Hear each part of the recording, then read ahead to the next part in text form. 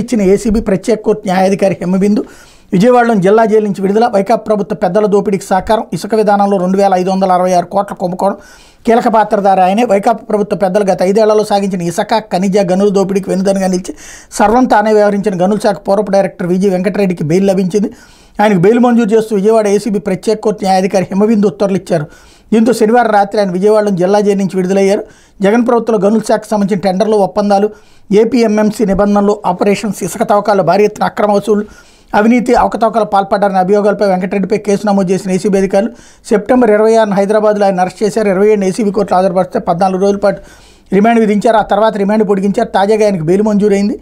వైకాపా ప్రభుత్వ హయాంలో చోటు చేసుకున్న అతి భారీ కుంభకోణంలో ఒకటైన ఇసుక కుంభకోణం కేసులో అరెస్ట్ అయిన ఆయన 50 రోజుల్లో జైలు నుంచి బయటకు వచ్చారన్నట్టు వార్తను హైలైట్ చేశారు. ఇది కూడా ఒక పబ్లిక్ని డైవర్ట్ చేసుకొచ్చేటప్పుడు 50 రోజులు బెయిలే కదా వచ్చింది, కేసు కొట్టేయలేదు. రెండోది బెయిల్ ఇవ్వకపోతే ఇంకేం చేస్తారు?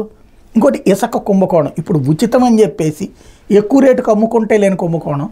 750 కోట్ల రూపాయలు రాష్ట్ర ప్రభుత్వానికి డబ్బులు వచ్చాక ఇది అమ్ముకున్నారు, దాంట్లో డబ్బులు సంపాదించుకున్నారు అన్నటువంటి ప్రూవ్ చేయాల్సింది భవిష్యత్తులో ఉంటుంది. ఆ కేసు తేలేంత వరకు జైలు ఎవరిని ఉంచరు. ఆ లెక్కనైతే గతంలో ఉన్నటువంటి ఏసీబీ కేసుల్లో ఉన్నటువంటి అచ్చెన్నాయుడు గారికి వీళ్ళందరికీ ఏం చేస్తారు? వాళ్ళకు కూడా బెయిలే కదా వచ్చినప్పుడు. కాబట్టి వార్తని ఆనాడేమో వేధింపులు, జైళ్ళల్లో ఉంచుతారా లేకపోతే ఏడిపిస్తారా అన్నటువంటిది. ఇప్పుడేమో ఎందుకు జైల్లో పెట్టరు, ఎందుకు బెయిల్ ఇచ్చేస్తారు అన్నటువంటి కోణంలో వార్తలు వస్తున్నాయి. వార్తకి రూటు మారిపోతుంది.